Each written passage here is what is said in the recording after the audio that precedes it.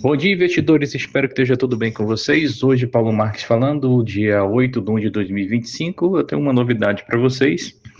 A primeira novidade é que nós lançamos um podcast lá no Spotify, né? Para quem gosta de ouvir, o nome do nosso podcast é Mercado Sem Máscaras, né? Lá a gente vai procurar fazer três caminhos que nós vamos percorrer. O primeiro caminho fala para vocês sobre os lados bons e ruins de investimento, né, que ninguém conta, as vantagens e desvantagens de vários produtos, né? Inclusive falamos de CDB e já postamos lá no canal. Vamos deixar os áudios que nós temos aqui de mercado, que a gente passa para vocês lá, e com o tempo a gente vai parar de passar aqui no WhatsApp e deixar lá registrado. E vamos também fazer uma linha de finanças bíblicas, né? O pessoal entender a essência do guardar dinheiro e da parte de se organizar lá dentro de uma essência mais bíblica, tá? Então esse vai ser o nosso patamar. E como já saiu as censuras das redes sociais, a gente consegue hoje falar coisas que antigamente não poderíamos falar. Então, vamos hoje, né? O mercado hoje está bem balanceado, né? Nós estamos tendo aqui a produção industrial, né? E a ata do funk lá nos Estados Unidos, né? A gente tem aqui um canal interessante de notícias, então vamos lá.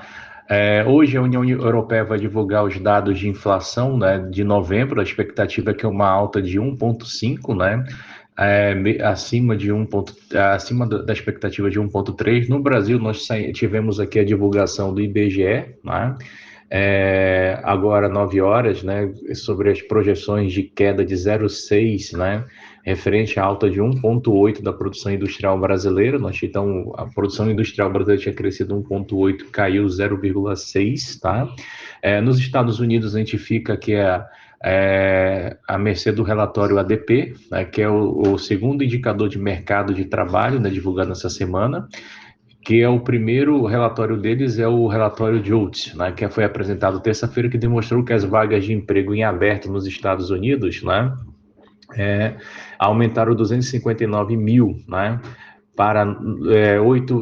aumentaram em 259 mil, tá, relação ao mês de novembro, e no ano fizeram lá o totalizado de 8,098 milhões no ano, tá? O que a gente tem de importante hoje, né, que pode mexer no Brasil, né? A gente vai ter o Gabriel Galípolo, né, que vai participar de uma videoconferência, né, sobre reuniões bimestrais do presidente do Banco Central do Brasil, né, com outros presidentes do Banco Central, e aqui eu vou deixar, tá, uma pequena situação para vocês analisarem. Vai haver interferência do governo na taxa de juros, e isso, se o governo levar a ferro e fogo, nós vamos ter a maior fuga de capitais estrangeiros aqui do Brasil, tá? O mercado não está acreditando que o Galípolo vai ser totalmente isento, né, de articulações políticas, e ontem o mercado também deu uma prensa em cima do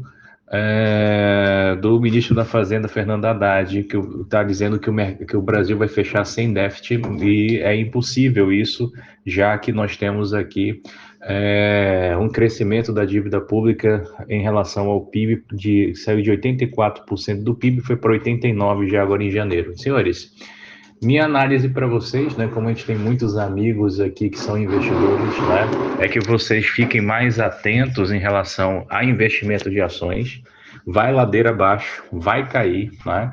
Como todas as eras que nós tivemos governo do PT no mercado, sempre foram os piores anos para se investir, tá? Mas também são os melhores anos para se ganhar dinheiro. Por quê?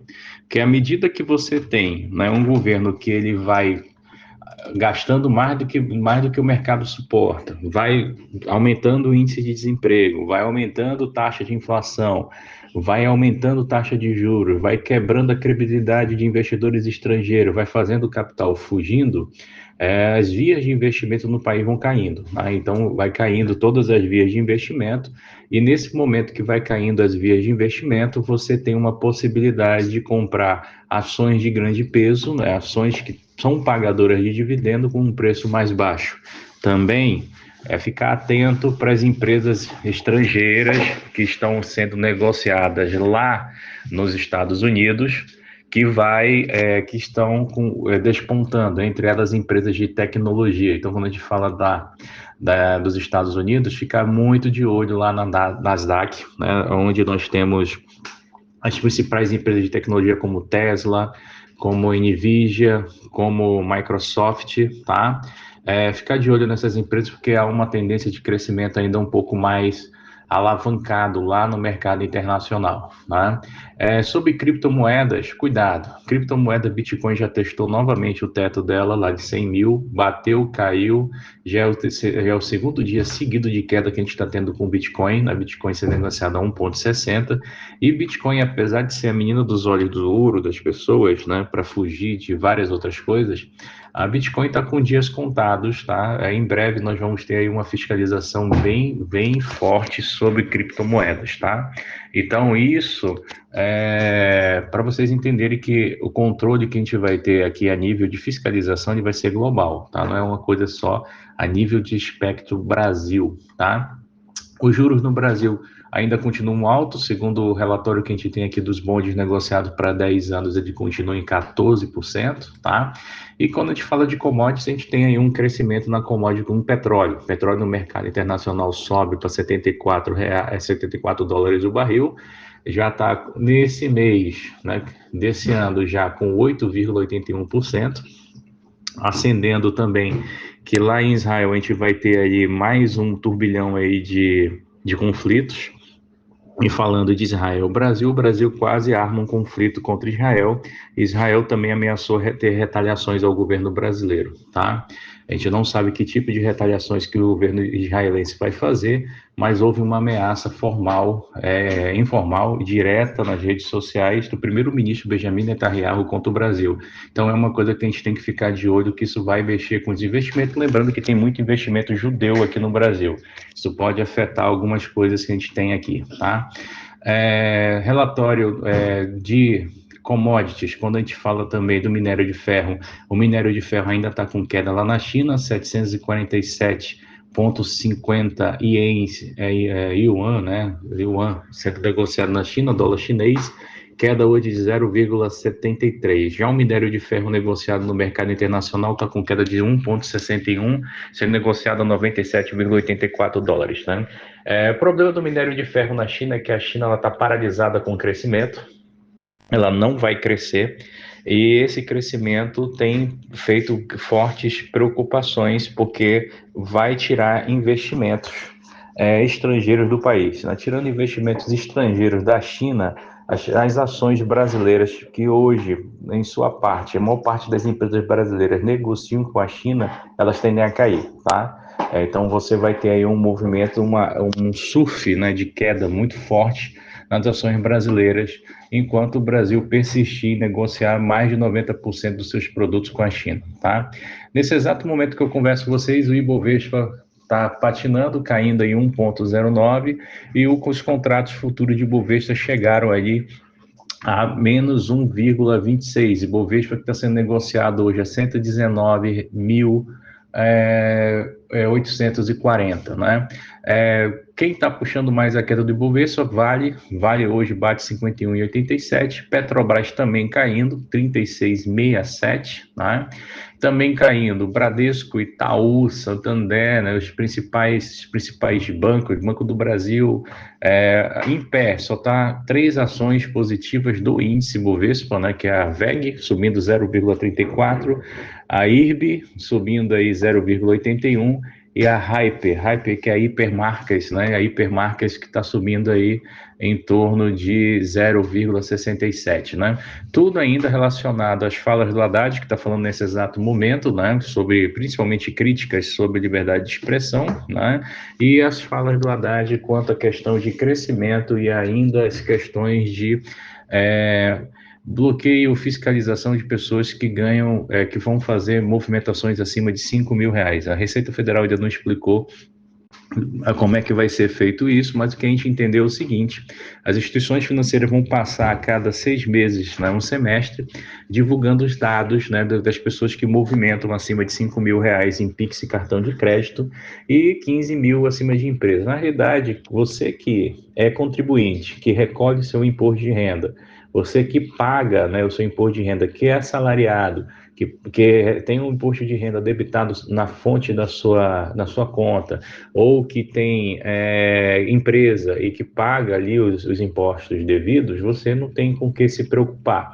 Essa fiscalização que eles estão fazendo é principalmente para pegar os YouTubers e os influencers que recebem doações, né, de empresas e de pessoas físicas na internet e não declaram. Então, é basicamente para isso esse objetivo, tá? Sobre o desempenho da indústria, de acordo com Igor Cadillac, né, economista do PicPay, né, das 25 atividades industriais, 19 apresentaram retração no mês anterior, né? E olhando para o futuro, né, há ainda uma esperança de projeção de crescimento da indústria brasileira, né, de 3,2, né? Mas com os pessimismos que nós estamos tendo aqui no Brasil e falta de investimento, provavelmente não chegue a isso, tá? E são dados que estão sendo analisados, tá? O dólar comercial, nesse exato momento, ele bate 6,15, né? Nesse exato momento, eu conversando com vocês, né? Ele já está aí, já subiu de novo, 6,17, né? Tendendo a 6,20. O Banco Central deve fazer alguma intervenção, fez ontem, mas não conteve a alta do dólar. O dólar ontem abriu 6,29, 6,29 não, foi outro dia. O dólar ontem ele abriu 6,18, o Banco Central interviu e o dólar ainda continua subindo, 6,17 agora indo para 6,18, tá? Nós vamos ter aqui, deixa eu ver aqui. Ah, sim. Sobre as questões de tarifas do Trump, né? O Trump falou que ia fazer umas tarifas, né? Principalmente que estava preocupando, né? Aqui o Brasil. O Trump prometeu tarifar em 10% as importações globais e 60% dos produtos chineses, né? Além de uma sobretaxa de 25% dos produtos do Canadá e do México, tá? Mas e isso aqui tem que ser analisado com os olhos bem criteriosos, principalmente para quem gosta de investir entre Europa e China, né? A China ela vai ser principalmente afetada, né? Nós estamos tendo uma queda no yuan, a moeda chinesa, e nós vamos ter ali também na zona do euro uma fraqueza na questão econômica, né? Então vamos lá. Segundo o que a gente vê lá na zona do euro, né, o euro ele caiu nesse exato momento mais ou menos 5%, né, desde a eleição presidencial dos Estados Unidos, foi a maior queda, né, entre as principais pares de moedas, né, e segundo o JP Morgan e o Rodobank, né, avaliam que a moeda única europeia pode recuar para a marca de US$ 1 esse ano, então o euro ficaria em par com dólar, e isso representaria uma grande desaceleração lá na Europa. Então, senhores, nós temos aí uma situação que tem que ficar de olho, e também na Europa nós temos uma outra situação, que é o problema dos carros. Na Europa nós vamos ter aqui que as ações de automóveis também são particularmente sensíveis às manchetes sobre tarifas. Então, como a Europa é uma grande exportadora de carro, principalmente para as Américas, né, o aumento dessas tarifas impactaria diretamente o setor, né? Enquanto no Canadá, o dólar canadense está próximo do seu ponto mais fraco dos 4 anos, o dólar canadense caindo, né? E com essa tarifação de 25% sobre, né, os Estados Unidos impondo sobre o Canadá, também faria com que o mercado lá do Canadá desacelerasse. Tá? Então, a ideia do Trump é principalmente também reprimir com essa tarifação além dessa tarifação, reprimir entrada de imigrantes no país, porque ele afirma que a questão dos imigrantes tem feito com que o crime organizado se estabelecesse mais nos Estados Unidos e também entrasse maior quantidade de entorpecentes. Então vão ser coisas que eles vão fiscalizar muito forte, tá? Já lá no México, né, o impacto dessa tarifação já fez com que o peso mexicano caísse 16% já dos últimos meses do ano passado para cá, né? Então o peso mexicano também está caindo, e o México, quase 80% do que é produzido no México tem como destino lá os Estados Unidos. Então, basicamente, vai ser uma situação complicada para os países que têm comércio com os Estados Unidos, né, e que tarifam os Estados Unidos.